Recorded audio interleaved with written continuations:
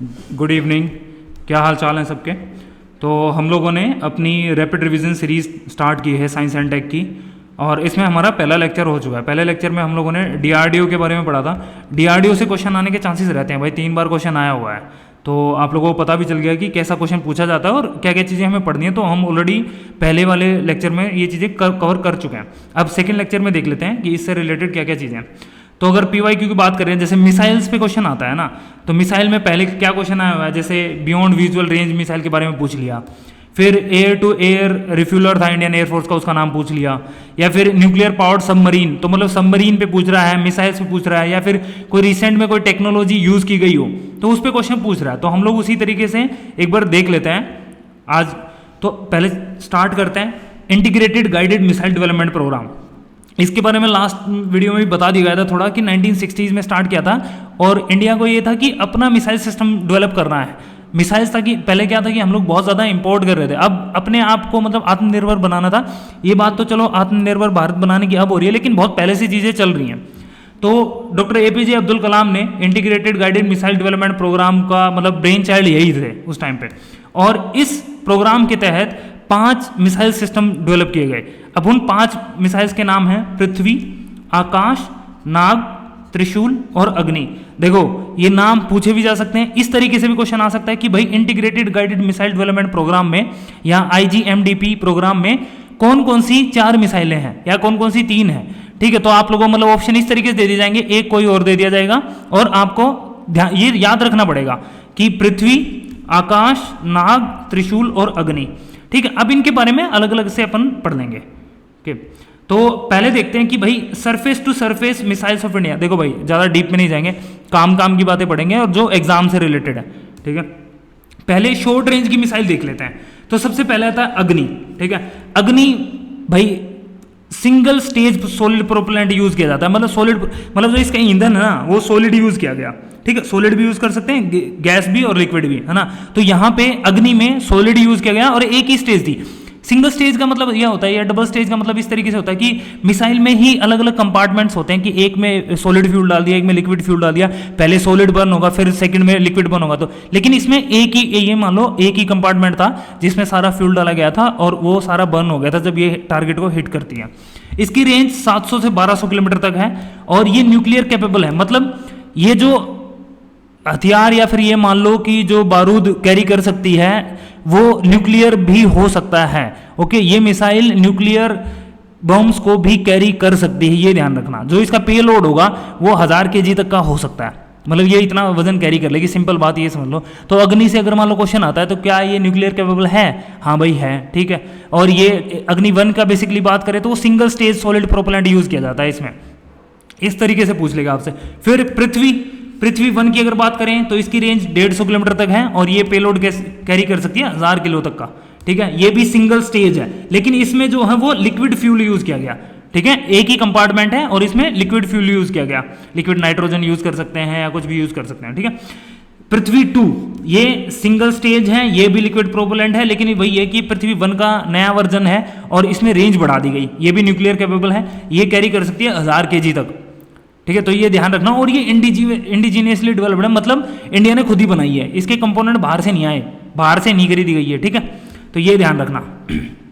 फिर पृथ्वी 3 की बात करें, ये पृथ्वी का ही मतलब डिफरेंट वर्जन्स आ रहे हैं। अब वो होता है ना कि जैसे फोन में हम लोग अपडेट करते हैं वैसे ही ये अपडेट हो गए हैं। क्या पृथ्वी 3 में 2 स्टेज हो गया, पहले वाली पृथ्वी 1 और पृथ्वी 2 सिंगल स्टेज थी ना, ये 2 स्टेज होगी और सॉलिड प्रोपेलेंट ही यूज किया गया है इसमें। इसकी रेंज 350 किलोमीटर तक है और पेलोड 1000 kg तक कैरी कर सकती है ये भी। ये इसका फोटो देख लो भाई। ठीक है, फिर आता है धनुष। तो ये मिसाइल्स के नाम याद रखने की, आपको हो सकता है कि इस तरीके से क्वेश्चन पूछ ले कि शॉर्ट रेंज वाली है या मीडियम रेंज वाली है या लॉन्ग रेंज वाली है, तो ये अपन अभी शॉर्ट रेंज वाली मिसाइल्स पढ़ रहे हैं। फिर आता है धनुष। धनुष भी ध्यान रखना। ठीक है, धनुष जो महाभारत वाले धनुष होते थे ना, देखो ज़्यादा दूर तक तो नहीं फेंक सकते थे ना, तो ये भी शॉर्ट रेंज ही है, ऐसे याद कर लो। ठीक है, सिंगल स्टेज है लेकिन यहाँ पे लिक्विड प्रोपेलेंट यूज किया जाता है और 350 किलोमीटर तक की रेंज है इसकी। ठीक है, पृथ्वी 2 का ही नया वेरिएंट था, ये भी 1000 kg, ये भी न्यूक्लियर कैपेबल है और 1000 kg पेलोड कैरी कर सकती है भाई। शौर्या 2 सॉलिड फ्यूल रिपेलेंट वो प्रोपेलेंट यूज किया जाता है, 700 से 1000 किलोमीटर तक का इसका, ये हो सकता है ना भी पूछे पर पहले वाली इंपॉर्टेंट थी। प्रहार, ये डीआरडीओ ने डेवलप की है और ये भी शॉर्ट रेंज बैलिस्टिक मिसाइल है। बैलिस्टिक मिसाइल लास्ट वीडियो में देखा था ना, जिसका ट्रेजेक्ट्री क्या हो, बैलिस्टिक ट्रेजेक्ट्री हो। क्रूज मिसाइल तो बिल्कुल सरफेस के पास पास चलती है ना, लेकिन बैलिस्टिक जो होती है वो एटमॉस्फेयर को चेंज करती है, डिफरेंट डिफरेंट एटमॉस्फेयर में जाती है। ओके, ये 200 kg का पेलोड कैरी कर सकती है। स्पीड मैक 2, मैक आपको पता है ना कि स्पीड कैसे निकाली जाती है, speed of object but divided by speed of sound, तो आपकी मैक की स्पीड आ जाएगी आपका ना। फिर आता है प्रनाश, ये भी एक बैलिस्टिक मिसाइल है, डीआरडीओ ने ही बनाई है और इसकी रेंज की अगर हम बात करें तो वो 200 किलोमीटर तक है। ये नॉन न्यूक्लियर मिसाइल, ये ध्यान रखना। अगर आपसे मान ले पूछ लेता है ना कि प्रनाश जो है या इनमें से कौन सी जो है न्यूक्लियर मिसाइल है, तो ये नॉन न्यूक्लियर मिसाइल है, ध्यान रखना प्रनाश। ओके, प्रोनाउंसिएशन हो सकता है गलत पढ़ रहा हूं मैं। ये तो हम लोगों ने देखी भाई, कौन कौन सी देखी, जैसे धनुष देखी, पृथ्वी देखी, अग्निवन देखी, फिर हम लोगों ने प्रनाश देखी। तो ये सारी कौन सी थी, शॉर्ट रेंज वाली थी। अब इंटरमीडिएट रेंज वाली देख लेते हैं, इनके पास नाम देख लेते हैं, कोई ज्यादा टफ क्वेश्चन नहीं आएगा इनसे। इंटरमीडिएट रेंज मतलब अब रेंज बढ़ गई है, पहले कम रेंज मतलब कम किलोमीटर तक टारगेट कर पाती थी, अब ज्यादा किलोमीटर तक टारगेट कर पाएगी। तो इसी का नया वर्जन आया अग्नि का, अग्नि 1 का, अग्नि 2, और अग्नि 2 की रेंज बढ़ा दी गई 2000 किलोमीटर तक। अब देख लो, ये इस फोटो में देखो 2000 किलोमीटर तक में आसपास की सारी कंट्रीज को कवर कर लेते हैं, जैसे पाकिस्तान हो गया या अफगानिस्तान हो गया, चाइना का भी बहुत सारा, बांग्लादेश हो गया, चाइना के बहुत सारे रीजन कवर कर लेगी, ठीक है, इवन ईरान तक कवर कर लेगी।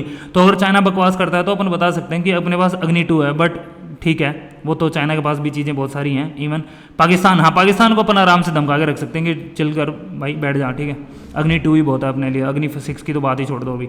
ओके, तो अग्नि 2 मतलब इसकी रेंज बढ़ा दी गई और डीआरडीओ ने बनाया था ये, ध्यान रखना है। ये इसमें 2 स्टेज सॉलिड प्रोपेलेंट ही यूज किया जाता है, सॉलिड फ्यूल यूज किया जाता है इसको बर्न कर मतलब जलाने के लिए, ठीक है। ओके, फिर आता अग्नि 3। अब भाई नया वर्जन निकाल दिया, जैसे फोन का वर्जन आता है तो नया वर्जन। अब अग्नि 2 की 2000 किलोमीटर तक थी, तो अग्नि 3 की 3000 किलोमीटर तक है, लेकिन इसमें भी 2 स्टेज हैं, ध्यान रखना, ठीक है।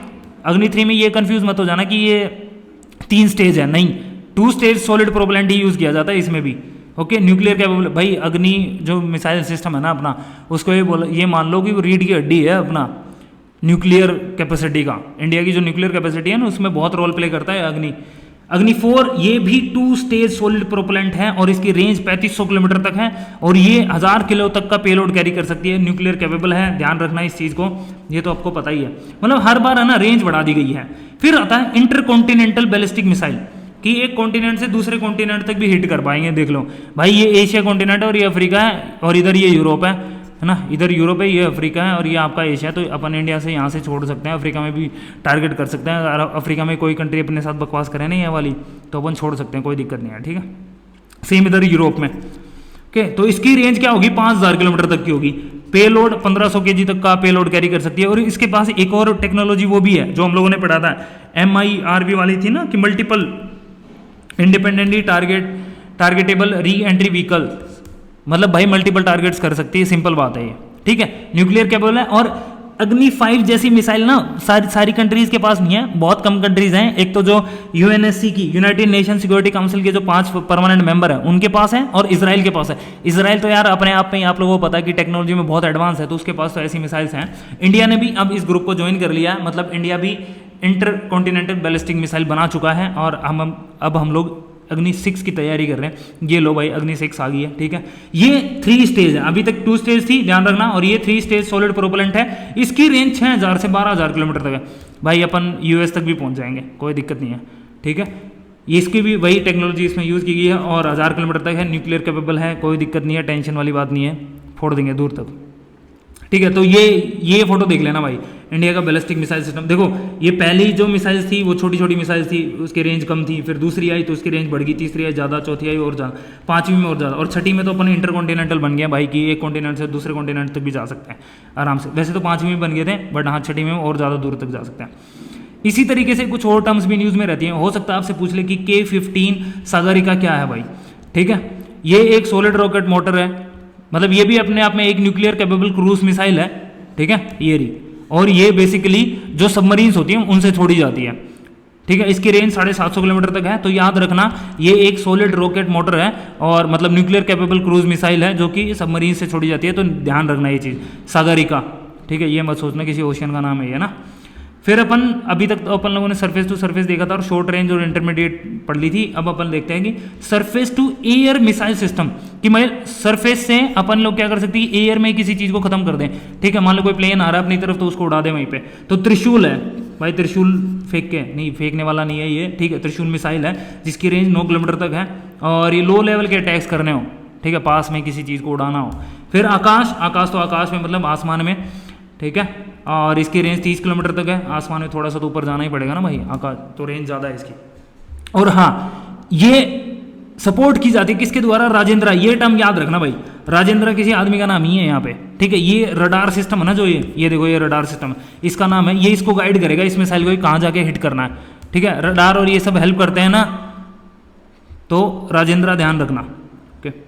फिर आता है ऐसी, अब अपन लोग देख रहे थे कि भाई surface to air missile system देख रहे हैं, तो ऐसी मैत्री, मैत्री क्या है, quick reaction surface to air missile system. ये जो quick reaction surface to air missile system है ना, ये डीआरडीओ ने बनाया है और इसकी रेंज ज़्यादा नहीं होती, 25 से 30 किलोमीटर तक होती है और ये कैनिस्टर बेस्ड होता है। कैनिस्टर बेस्ड होता है, देखो एक मान लो एक खोखा सा है और इसके अंदर ये मिसाइल रखी रहती है इन कंट्रोल इन्वायरमेंट पर, यहाँ से छोड़ी जाती है। देखो ये इसके ऊपर रखे रहते, ट्रक के ऊपर देखा होगा आप लोगों ने बहुत बार ये फोटो, ठीक है। तो इसी मैत्री का अगर हम लोग नेवल वर्जन, मतलब जो नेवी यूज करती है उसका नाम है रेवती। रेवती कर लो चाहे कैसे भी कर लो यार, ठीक है, रेवती। और एयरफोर्स वर्जन की अगर बात करें तो वो है रोहिणी, ठीक है। तो नेवल वर्जन रेवती है और एयरफोर्स वर्जन रोहिणी है, ठीक, सॉरी रेवती और रोहिणी याद रखना है। नेवल में रेवती, एयरफोर्स में आपका रोहिणी। ओके, बराक, भाई बराक से कंफ्यूज मत हो जाना, बराक एक रिवर भी है मणिपुर में, बट ये बराक जो है एक मिसाइल है और डीआरडीओ वो इजराइल ने मिलकर बनाई है। डीआरडीओ और इजराइल, इसरो नहीं, सॉरी मेरे मुंह से इसरो निकल गया था, ध्यान रखना है। बहुत प्रिसीशन इसका बहुत स्ट्रॉन्ग है, ये मिसाइल है, देख लो देखो मैं कैनिस्टर की बात कर रहा था, इस तरीके का कैनिस्टर होता है। तो बराक इजराइल के साथ मिलकर बनाई है अपन ने, ओके। फिर इस तरीके से अस्त्र भी है। अस्त्र क्या है, अस्त्र एयर टू एयर मिसाइल है। ये आप लोगों ने, आप गेम भी खेलते होगे ना कि फाइटर प्लेन्स वाले जो गेम्स होते हैं, ये भाई प्लेन से ही छोड़ी जाती है और बेसिकली जो सुखोई होता है ना, सुखोई फाइटर प्लेन है अपना, उससे छोड़ी जाती है और हवा में किसी चीज़ को उड़ाना हो तो अस्त्र मिसाइल्स का यूज़ किया जाता है।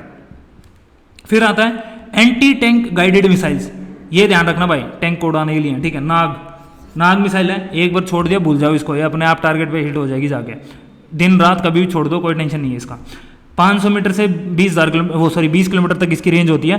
और इसका हेलीकॉप्टर वर्जन जो होता है ना, जो ये मिसाइल अगर हेलीकॉप्टर से छोड़ी जाए, देखो ये रहा, हेलीकॉप्टर से छोड़ी जाए तो उसका नाम है हेलिना, ठीक है। और अगर मान लो लैंड से ही छोड़ी जाती है तो उसका नाम है नामिका, ओके, याद रखना, ये तो याद रख लोगे आप, हेलिना और नामिका, ओके। फिर इसी तरीके के ना anti tank guided missile systems हैं, जैसे मिलान 2T हो गया, लेकिन ये फ्रांस का है। स्ट्रूम अटाका, ठीक है, स्ट्रूम अटाका कुछ भी प्रोनाउंस कर लो, कोई दिक्कत नहीं है, ये रशिया ने बनाया। तो स्ट्रूम अटाका रशिया ने बनाया है, मिलान 2T फ्रांस ने बनाया है और स्पाइक और स्पाइस 2000 ये इजराइल के हैं, टैंकों को उड़ाने के लिए, ध्यान रखना, ठीक है। तो स्पाइस 2000, स्पाइक मिलान 2T किसका है, फ्रांस का है, और स्ट्रूम अटाका किसका है, रशिया का है, ओके। फिर आ जाते हैं क्रूज मिसाइल सिस्टम में सबसे इंपॉर्टेंट मिसाइल है वो ब्रह्मोस है। क्रूज मिसाइल सिस्टम अपन लोगों ने देख लिया था कि जो बिल्कुल सरफेस के पास से उड़ती हो, ठीक है, और इनकी ज़्यादा रेंज नहीं होती, बट हाँ अब ज़्यादा रेंज होगी। ब्रह्मोस जो है, पहले अपन लोगों ने जब ब्रह्मोस 1 बनाया, ब्रह्मोस नाम कहाँ से आया, ब्रह्मपुत्रा रिवर इंडिया की और रशिया, ये रशिया और इंडिया का इनिशिएटिव है। एक रशिया की रिवर है रोसोको और इंडिया की ब्रह्मपुत्रा रिवर है, ठीक है। इसकी रेंज जो है पहले 300 किलोमीटर से कम थी, बट अब हम लोगों ने जो MTCR साइन कर लिया और अब हम इसकी रेंज बढ़ा सकते हैं। जो ब्रह्मोस 2 आएगी वो नया वेरिएंट होगा और उसकी रेंज बहुत ज़्यादा है, ओके। तो इसकी स्पीड आप लोगों को पता है 2.8 मैक तक की है, न्यूक्लियर कैपेबल है और ये कहीं से भी छोड़ी जा सकती है, एयर, वाटर, लैंड, ठीक है। आर्मी, एयरफोर्स ने भी कोई भी यूज़ कर सकता है, कोई दिक्कत नहीं है इसकी। 200 से 300 वार हेड कैरी कर सकती है ये। फायर एंड फॉरगेट प्रिंसिपल है, एक बार छोड़ दिया अपने आप जाके टारगेट पे हिट हो जाएगी, मतलब वही है कि GPS सिस्टम अपने आप लगा हुआ है इसमें, चिंता वाली बात नहीं है। सेम ऐसे ही ब्रह्मोस 2, ये हाइपरसोनिक स्पीड है, इसकी बहुत ज़्यादा स्पीड है, तो इसकी स्पीड ज़्यादा, इसकी रेंज भी बढ़ा दी गई है, 600 किलोमीटर तक की इसकी रेंज है। पहले हम लोग क्या थे कि मतलब ये न्यूक्लियर कैपेबल मिसाइल है ना, तो ये टेक्नोलॉजी ट्रांसफर नहीं होती थी अगर आपने MTCR साइन नहीं किया तो। लेकिन MTCR मतलब मिसाइल टेक्नोलॉजी कंट्रोल रिजीम, कि जो ये मिसाइल्स में जो यूज़ किया जाता है, वेपन्स यूज़ किए जाते हैं या फिर जो न्यूक्लियर चीज़ें यूज़ की जाती हैं, उनका कंट्रोल करना था उनको, ताकि कोई किसी को एक्सपोर्ट ना कर सके। बट अगर आपने ये साइन कर लिया, ये बेसिकली G7 का इनिशिएटिव था, 1987 में बनाया गया था। G7 की कंट्रीज भी याद रख लेना आप, ठीक है, हो सकता है पूछ ले। Germany, UK, France, Canada, US, Italy, Japan, ठीक है। तो ये 7 कंट्री है, रशिया पहले था फिर हटा दिया गया था, ठीक है। तो G7 Germany, UK, France, Canada, US, Italy, Japan, याद रखना। ये हो सकता है कि इस तरीके से क्वेश्चन आ जाए कि MTCR किसका इनिशिएटिव, G7 का है, G8 का है, G20 का है, किसका है। इंडिया ने इसको 2016 में साइन कर दिया था, और ये कोई ट्रीटी नहीं है भाई, मतलब ऐसा नहीं है कि आपने साइन कर दिया तो आपको इनकी सारी बात माननी पड़ेगी, लीगली बाइंडिंग कुछ नहीं होता, ठीक है। बट हाँ ये है कि अब आप अपनी मिसाइल्स की रेंज बढ़ा सकते हो, तो इसलिए ब्रह्मोस 2 जो वर्जन आया है उसकी रेंज ज़्यादा है। तो आज हम लोगों ने मिसाइल्स के बारे में पढ़ लिया, ठीक है, इतना ही बहुत है इससे तो। और बाकी नेक्स्ट वीडियो में अपन देखेंगे DRDO के इनिशिएटिव पूछ लेता है यार, ठीक है, कि कोविड टाइम पे कौन सी ड्रग्स या वैक्सीन्स या फिर सैनिटाइजर वगैरह कुछ तो हम न्यूज़ में थे, ठीक है, तो उनके बारे में देख लेंगे। और स्पेस टेक्नोलॉजी स्टार्ट करेंगे, सैटेलाइट से क्वेश्चन आता है तो सैटेलाइट्स भी करेंगे नेक्स्ट वीडियो में। और इंडिपेंडेंस डे आ रहा है तो अपन लोग टेस्ट सीरीज़ फिर से लॉन्च कर रहे हैं प्रीलिम्स की, उसके लिए अपडेटेड रहना, टेलीग्राम पे सारी इन्फॉर्मेशन आ जाएगी। That's all, thank you very much.